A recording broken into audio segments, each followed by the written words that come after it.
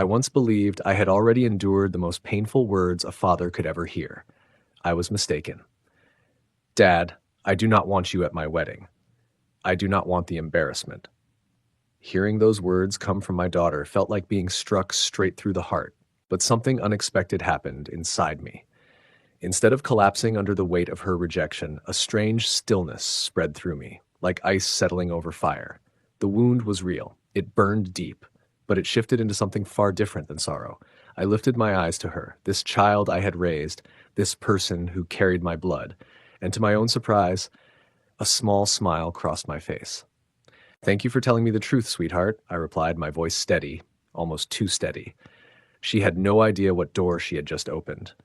Some lessons can only be learned the hard way, and soon she would understand what family is truly supposed to mean. And believe me, she has no idea what is waiting for her. Before we continue, please subscribe to stay updated on our latest stories and feel free to share your thoughts in the comments. The meeting that day was supposed to be just another cheerful step toward my daughter's dream wedding.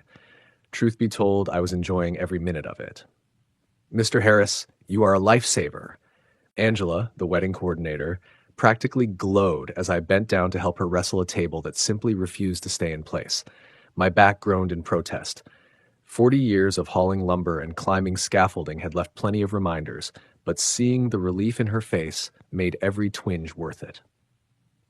Please, just call me John, I said with a grin, wiping the sweat from my forehead. And after all those decades wrestling with steel and concrete, these fancy tables don't stand a chance. Angela laughed, a real laugh, the kind that came from deep inside. Her eyes sparkled as she looked at me. I still cannot believe you actually taught yourself to fold napkins into swans for today. Most fathers would never even think about that. Most fathers don't have a daughter like Hannah, I cut in, my chest swelling with so much pride it almost hurt. This girl of mine, she walked through fire with that first marriage. Watching her get back on her feet, seeing her find joy again with Ryan and Angela, I would do anything, anything at all, to make this day flawless for her. The words caught in my throat before I could say more.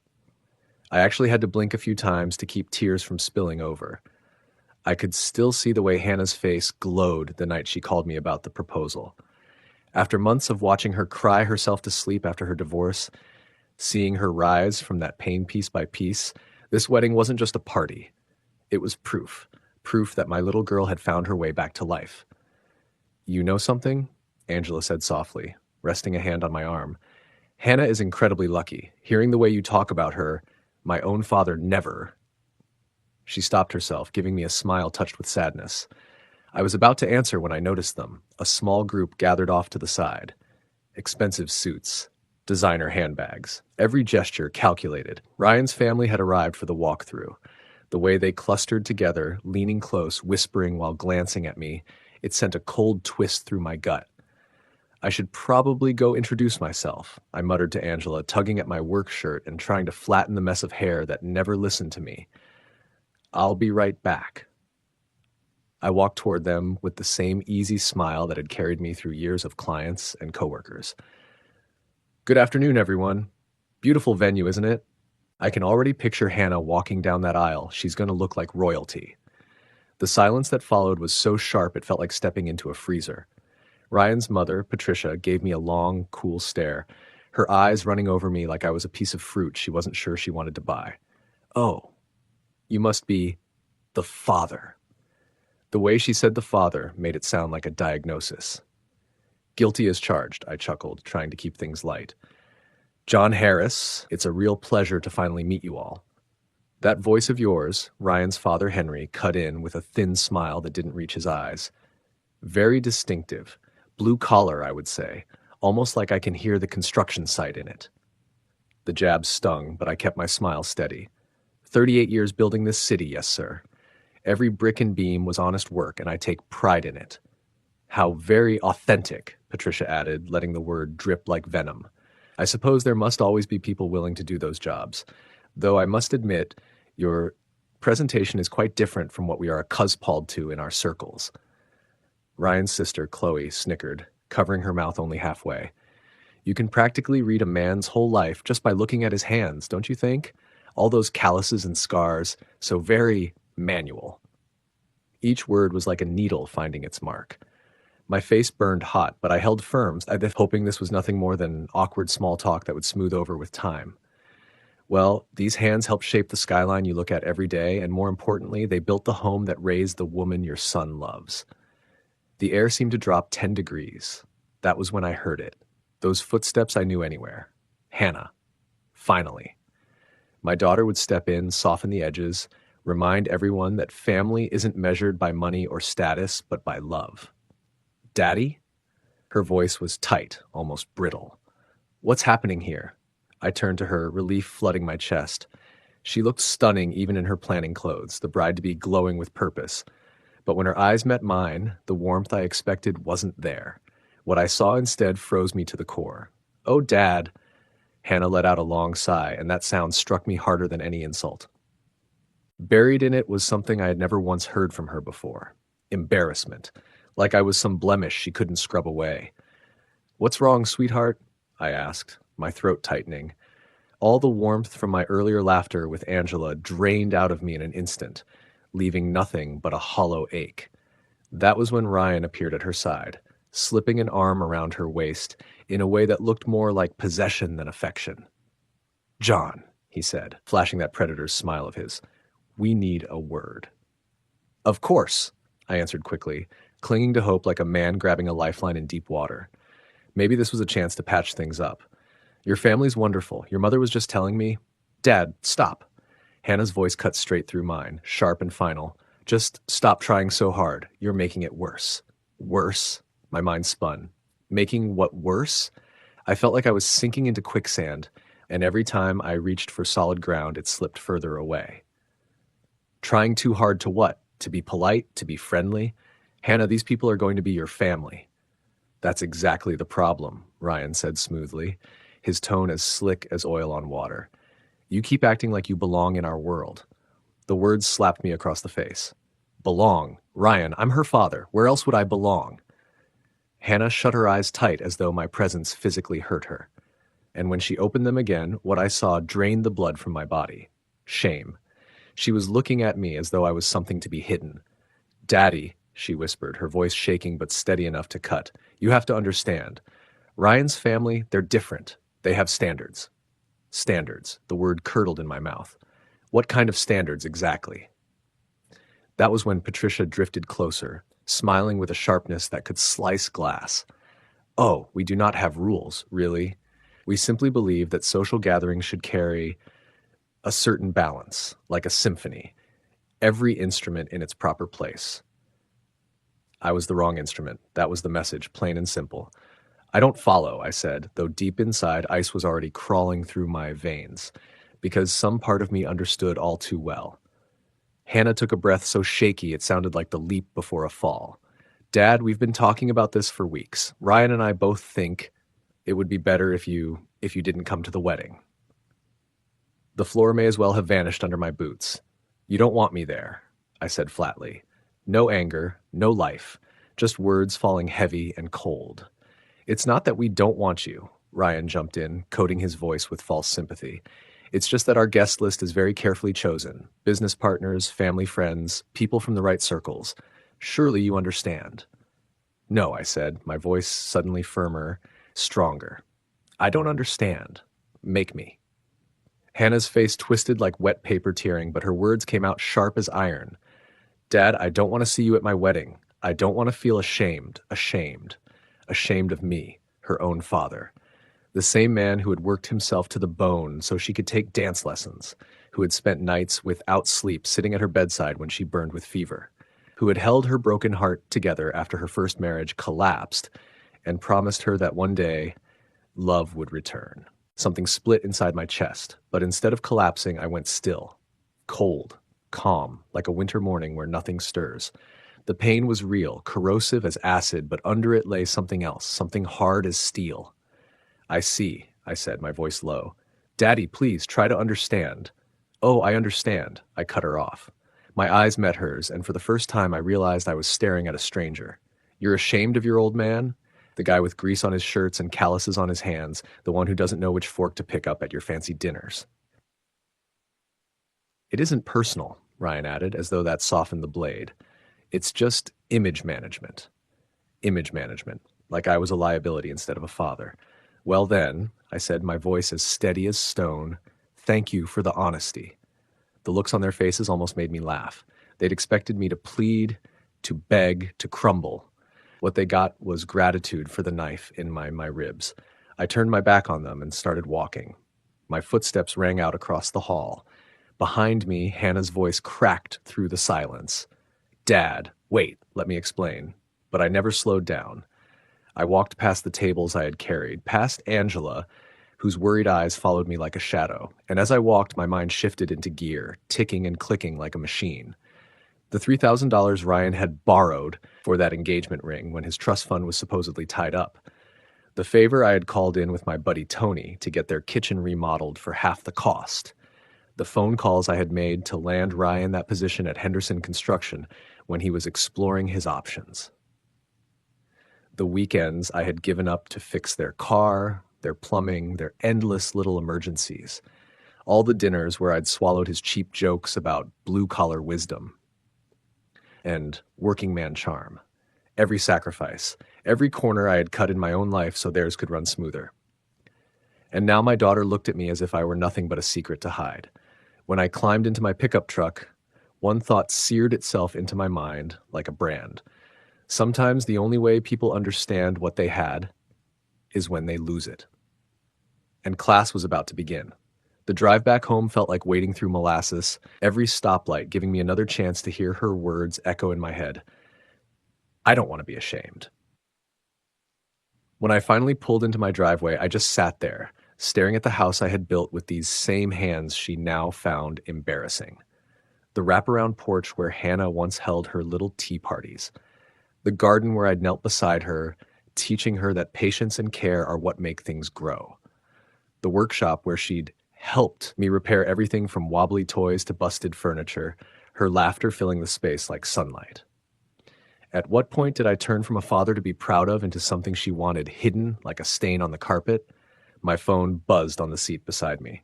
Hannah's name lit up the screen. Against my better judgment, I answered, "Daddy?" Her voice came out sweet like spun sugar, but beneath it I could hear the grit, guilt trying to hide in the cracks. How are you? How are you feeling about, well, everything? About being told I'm too much of an embarrassment to be at your wedding? About realizing my own daughter is ashamed of me? I'm feeling just peachy, Hannah. Dead silence on the line, then a shaky breath. Daddy, you're twisting it. That's not what I meant. Maybe we moved too fast. How about this? You could come to the rehearsal dinner instead. It'll be small, just immediate family. Immediate family, I repeated slowly, letting the words hang heavy. So I'm family enough for the practice run, but too humiliating for the real thing? That's not fair. Hannah, let me ask you something. I clenched the steering wheel tight. These hands you're so ashamed of, the ones scarred and calloused, do you even remember what they built? Daddy, please don't. They built this house, every wall, every nail. They fixed your bike when you crashed it into the mailbox. They worked through double shifts so you could learn ballet while other kids made do with the school program. I know you worked hard, but what? It doesn't count because I wasn't wearing a suit and tie? Because the dirt under my fingernails embarrassed you more than ink stains on some lawyer's shirt? That's not what I'm saying. Then explain it to me, I shot back. Tell me why the man who taught you how to drive, who walked you down the aisle at your first wedding, who held you together through your divorce, why that man is suddenly too shameful to stand in a room full of Ryan's high-class friends. Her voice cracked. Dad, you just don't fit in with their world. Their world, I repeated, rolling the words in my mouth like poison. You mean the world where a man's value is measured by his accent, where respect is earned not by how hard you work, but by how soft your hands are. You're making this more difficult than it has to be. No, Hannah, you made it difficult the moment you decided that blue collar meant second class, that a man who builds is worth less than a man who pushes papers around. That's not fair. Fair? I barked a laugh. Fair would be you standing proud of where you came from, not treating your father like a dirty secret. Fair would be acknowledging that these hands, these embarrassing hands, gave you every chance Ryan ever admired in you. The silence between us grew so wide it could have swallowed the whole world. I didn't mean it that way, she whispered at last. Then how did you mean it? I asked, because from where I sit, it sounds like everything I am, everything I've sacrificed for you, is suddenly inconvenient for your new life. Daddy, stop. You're being dramatic. Dramatic? I snapped. I spent 28 years making sure you never went without, and now you tell me the thanks I get is being tucked away like some embarrassing uncle who doesn't know which fork to use. It's just, Ryan's family has expectations. Ryan's family. My voice went flat, colder than stone. The same family that hasn't paid a dime for this wedding you're so desperate to impress. Silence again. Heavy this time, like thunder waiting to break. Then her tone flipped back to sugar. I knew you'd understand. You're the best, Daddy. Oh, by the way, the caterer called. The final payment's due Polaro. Ryan's check got delayed again. Could you cover it just this once? Her audacity smacked me harder than any insult. Hannah, do you even hear yourself? What? What do you mean? You just told me I'm too shameful to attend the wedding, and now you're asking me to pay for it. Daddy, those are two different things. No, sweetheart, they're the same. You want my money, but not my presence. You want the things these hands provide, but not the man they belong to. You're making it sound terrible. I'm making it sound honest, I said. You're asking the man you're ashamed of to bankroll the party he's not welcome at. We already talked about this, she pushed. You'll come to the rehearsal dinner, we agreed. No, Hannah. You decided. You tossed me scraps and expected me to wag my tail in gratitude. That's not agreement. That's cornering. But you understand, right? It just makes things easier for everyone. Easier. Like I was some burden that needed managing. Of course I understand, I said evenly. Crystal clear. You need the wallet of the embarrassing old man, but you don't want him in your pretty pictures. So you'll cover the caterer payment? She asked like it was nothing. The words hung in the air like a noose. This was my moment of choice. Of course, Hannah. Family takes care of family, right? Even when family's ashamed to claim it. Oh, thank you, Daddy. I knew you'd come through. You always do. When the line went dead, I sat in silence, gutted like someone had carved me open with a rusty blade. But then, slowly, something inside me shifted. Hurt cooled into something sharper, harder. I walked into my workshop and pulled out a manila folder I never thought I'd need. Inside were the records of every sacrifice. Receipts, bank statements, IOUs. The paper trail of my love spread out across the workbench like evidence in a trial. Ryan's engagement ring, $3,000 when his trust fund was suddenly tied up. Still unpaid. The kitchen remodel where I begged my buddy Tony for a discount, $12,000 of profit gone, just because I asked. The endless repairs on Ryan's BMW, 3 months of weekends, $4,000 in parts, countless hours. The apartment deposit when Ryan's credit was shot, another $4,000 co-signed. The furniture I built with my own hands because store prices were just too high. And now this wedding, venue, catering, flowers, photography, music, the dress, $41,500. All told, $78,000. That was the price of being their embarrassment. Ryan's smug family looked down their noses at me while I was the one footing the bill for their fairy tale. The irony was so thick I could choke on it. I picked up my phone. Time to make some calls, not the kind they were expecting. First, I rang the caterer. This is John Harris. I need to talk about the final payment for the Ryan-Hannah wedding. 20 minutes later, I hung up with a smile as cold as steel. Next was the venue. Angela, it's John. We need to adjust some arrangements for the wedding. By the time I set the phone down, the sun was low, the sky glowing orange. For the first time all day, I felt lighter. Sometimes the best way to teach someone what they've lost is to take it away. And my daughter was about to learn that lesson the hard way.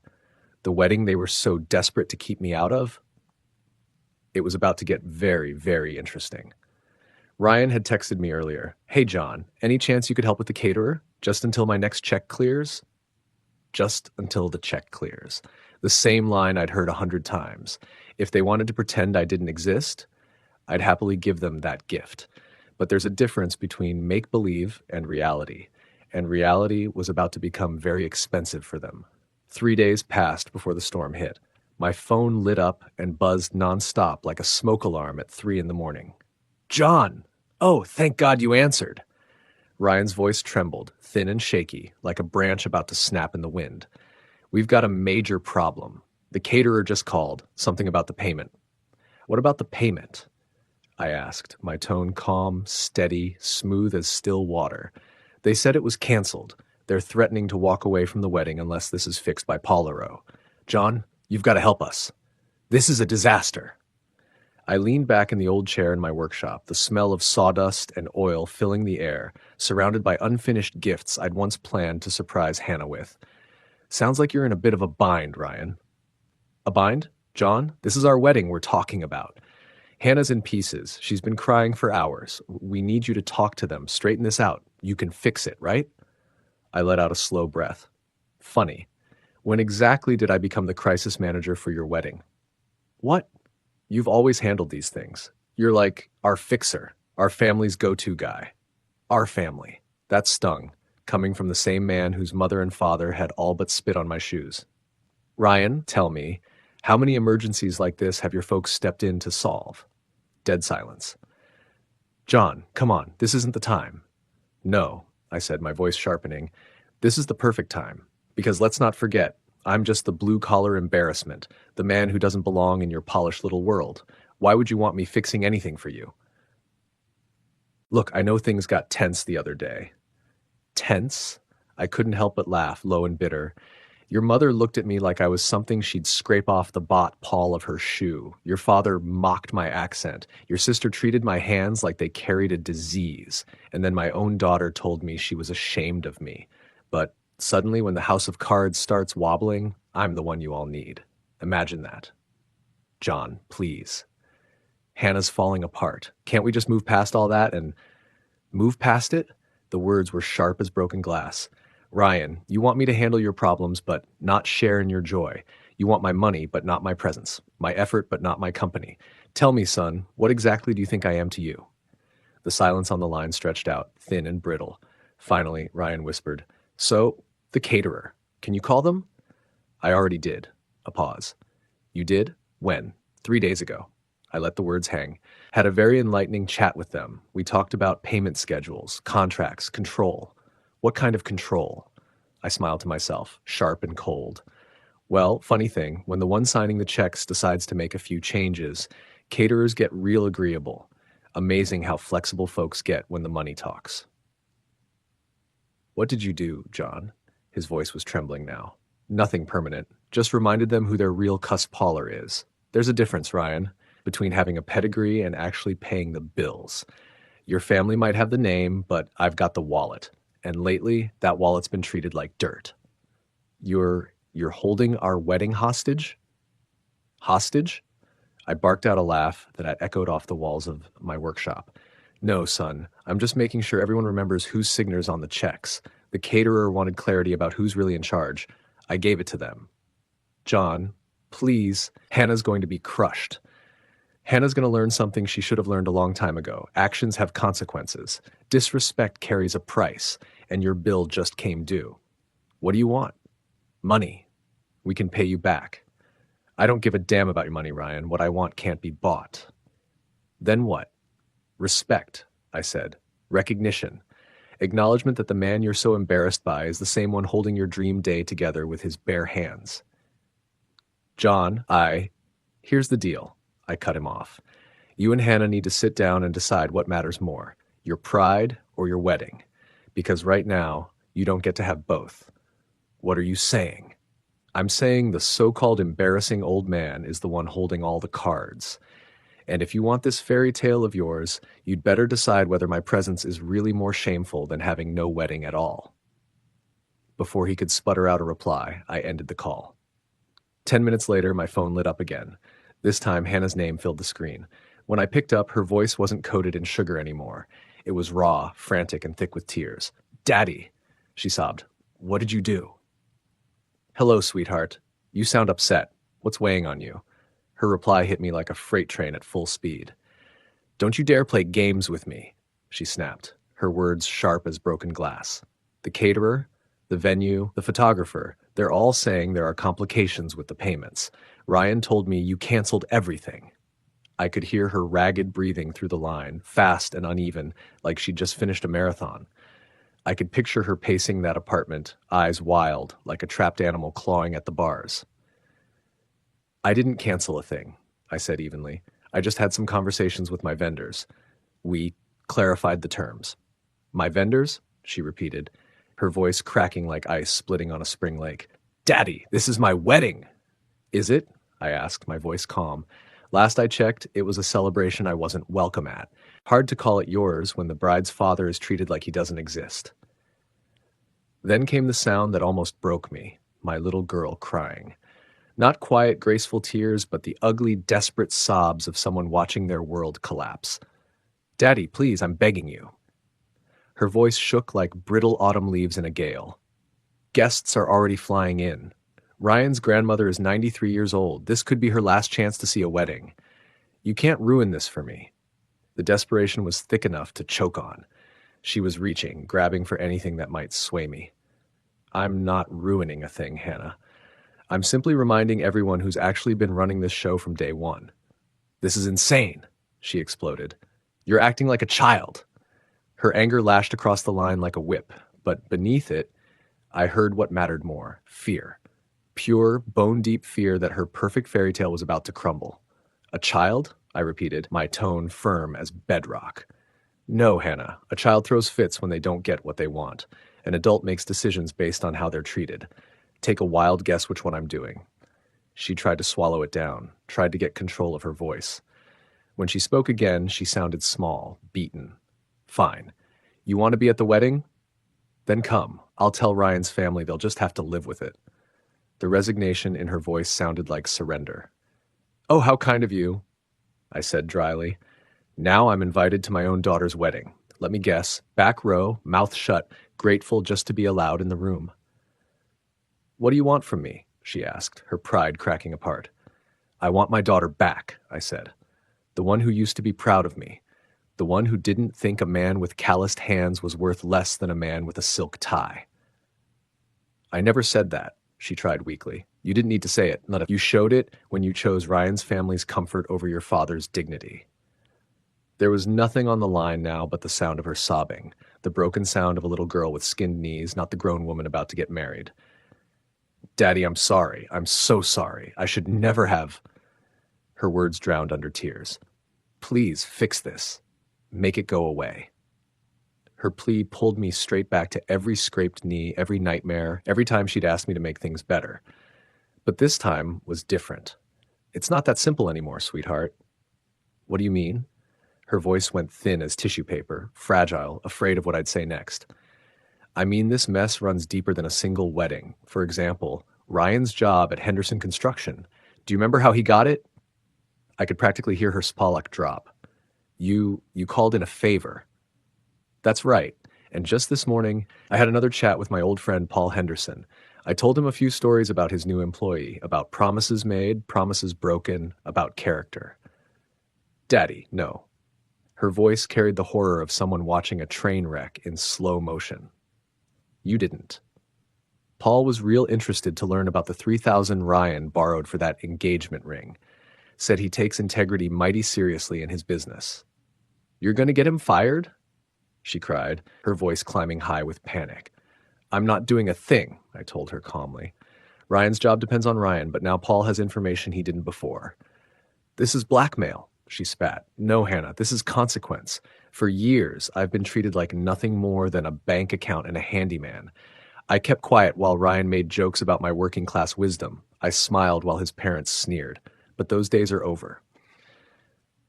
But his job, her voice kept shrinking like she was folding in on herself, will be fine if he finally grows up and acts like a man. Same goes for this wedding. What do you want us to do? She asked, her voice stripped bare of everything but defeat. I want respect, I said simply. I want Ryan to acknowledge the man who's kept his world afloat, and I want his family to finally understand that money speaks louder than social status. How? She whispered, like a prayer she didn't expect to be answered. Paulero, you and Ryan will go to his parents. That you'll sit them down and tell them the truth, that the man they mock as blue collar is the same man who paid for their entire fairy tale. Then you'll put me on speakerphone, and every last one of them will apologize. Not because they're forced to, but because they finally get it. And if they don't, then you'll find out just how expensive a last-minute wedding really is. Spoiler, it's a lot more than $78,000. The silence was so heavy I could hear my own pulse pounding. 78,000? She whispered. That's what it's cost me to love you, Hannah, to keep you and Ryan afloat, to give you everything. And apparently that's also what it cost to be treated like an embarrassment.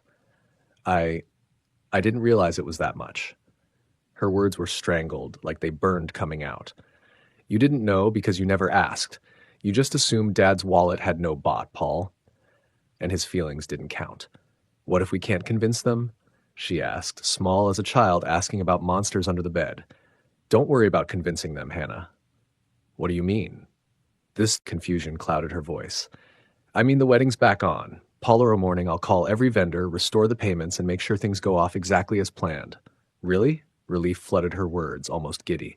Oh, Daddy, thank you. I knew you'd... But here's the thing. I cut her off. I've decided I'll be attending after all. The silence that followed felt like a gun cocking in a quiet room. You're coming? Of course, I said. Wouldn't miss my daughter's wedding for the world. See you there, Hannah. Daddy, wait. But I ended the call before she could finish. Some surprises work best when you let them ripen on their own. Time to prepare for a wedding. The wedding day came barreling in like a runaway train, loaded with consequences no one was ready for. That morning, I stood in my room staring at two choices. The brand new suit I'd bought months ago, still hanging in the closet like a hopeful promise or something truer. I went with the latter. My best Navy work coveralls, the ones with my name stitched on the chest, polished steel-toed boots that shined like mirrors, and my old Henderson construction cap, broken in with 20 years of sweat and grit. When I looked in the mirror, I didn't see a man trying to impress anyone. I saw exactly what Ryan's family had mocked me for being, a working man. The difference was, today I wore it like armor. The venue sparkled like a page torn from a high-end magazine. Crystal glasses clinked, violins played elegant pieces, flowers were arranged with military precision, and champagne flowed like water. Guests glided around in designer gowns and tailored tuxedos, laughing the hollow laughs of people impressed with themselves. And then I stepped inside. The reaction was instant. Conversations faltered mid-sentence. Champagne flutes froze halfway to lips. The click of high heels on marble slowed to a stutter. I walked through the crowd steady and unbothered, my boots striking the floor like hammer blows. Patricia spotted me first. Her face flickered from confusion to recognition to horror, and finally settled on something that looked like she'd swallowed poison. John? She whispered, as though I were some ghost that had slipped into their ballroom. Evening, Patricia, I said, cool and polite. Lovely event. Really outdid yourselves on the flowers. Her eyes darted, searching desperately for backup. You're here. Of course, I replied. Wouldn't miss my daughter's wedding for anything. Across the room, I saw Ryan's face drain of color. He moved toward me like a man being marched to the gallows, guests parting to let him through. John, he muttered when he reached me, maybe we should step outside, talk privately. Privately? I smiled, razor sharp. Ryan, this is a celebration, and I've got some things to say. Seems only right to share them with everyone. His eyes widened in panic. That's when Hannah appeared, running toward me, her dress billowing. She was breathtaking, picture-perfect bride, except for the fear etched across her face. Daddy, she hissed through clenched teeth, what are you doing? Exactly what you told me I could, I answered, attending my daughter's wedding. Not like this. Like what, Hannah? Like myself? Like the man who paid for all this? Before she could respond, the band's song ended. The pause in the music was my opening. I strode up to the band leader, a kid in a tuxedo worth more than my truck. That, mind if I say a few words, father of the bride and all. He blinked, confused, but handed me the microphone. I tapped it twice. The sound cracked through the hall like a judge's gavel. Ladies and gentlemen, I said, my voice filling the room, if I could have your attention. The silence that followed was thick and absolute. You could have heard a pin drop. For those who don't know me, I'm John Harris. Hannah's father, and I'd like to share a few thoughts about tonight. Out of the corner of my eye, I saw Hannah's face collapse into mortification. Ryan looked ready to faint. His family looked like they'd happily vanished through the floor. I realize I'm not dressed like the rest of you, I went on, gesturing to my coveralls. Not exactly formal wear, I know, but I figured I'd come as what I am, a man who builds with his hands. Murmurs rolled across the crowd. These hands built the home Hannah grew up in. They fixed her bike when she fell, held her when she was broken, and carried her through storms she thought she'd never survive. These hands built tree houses, bookshelves, and hope. I let the words hang for a moment. Faces shifted, uncomfortable, unsure. And more recently, I continued, these hands built this night. Every flower you admire, every plate of food you'll enjoy, every note of music filling this hall, it all exists because of me, because of these hands in these boots. The silence sharpened. Now, Ryan's family, I said, turning my gaze toward them. They thought maybe I wouldn't be the right fit for an event like this, that I might embarrass them, and they're right. I don't fit. I don't know which fork to use. I don't have the polished accent. I don't have pedigree or connections. The whispers in the crowd shifted, the air getting heavier. But I do have something else. I have the receipts. $41,500 for this venue. The catering, the flowers, the music. Another $37,000 in favors, loans, and support to help Hannah and Ryan build their life. $78,000 total. Gasps rippled across the hall. So while Ryan's family sat in judgment, deciding I wasn't good enough to sit among them, I was the one paying the bill. While they worried about appearances, I was making sure there was something to appear at. I locked eyes with Patricia and Henry, and my smile was cold enough to freeze the room. Funny, isn't it? Turns out the embarrassment is the one who made this whole fairy tale possible. I handed the microphone back to the stunned band leader and straightened my cap. Anyway, I said lightly, don't let me hold up the party. Please, eat, drink, dance. After all, it's already paid for. I turned and walked away. The silence trailed me like a shadow. My boots hit the marble floor with a steady rhythm, each step echoing louder than the music ever could. Respect isn't given, it's earned. And sometimes the only way to earn it is to present the bill. Tonight, that bill came due. As I left that reception hall, the sound of my steel-toed boots echoed against the marble for the last time, and for the first time in years, I felt real satisfaction. Not the kind you get from finishing a job with your hands, but the deeper kind, the kind that comes from finally teaching a lesson that needed to be taught. My phone buzzed nonstop with calls I had no intention of answering. There'd be fallout, plenty of harsh words and tears. But beneath it all, there would be understanding. Maybe not tonight, maybe not Paul Oro, but soon. Because sometimes the people closest to you only wake up when they're forced to face the hard truth. I climbed into my pickup truck and glanced back through the windshield. The hall glowed with soft light, guests inside still drinking their overpriced champagne, eating their catered meals, and dancing to their fancy music. Every bit of it bought and paid for by the man they'd written off as an embarrassment in work boots. The irony was thick enough to taste. Here's what I came to understand. Dignity isn't something you can purchase, but you can absolutely put a price tag on the cost of ignoring it. Never be ashamed of the hands that built your life, even when the very people you built it for act like they've forgotten. Sometimes, the only way to remind them of your worth is to let them glimpse what life looks like without you holding it up. Because at the end of the day, respect is the foundation of every relationship. Without it, everything else, the flowers, the music, the polished appearances, is nothing more than pretty trim on a house made of sand. As I pulled out onto the road, a quiet smile crossed my face. Paul Oro, my daughter would finally understand the true value of her father, and that lesson was priceless. If you enjoyed this story, remember to like this video, subscribe to the channel, and share your thoughts in the comments. And when you're ready for the next story, just click the box on the left. Thanks for watching.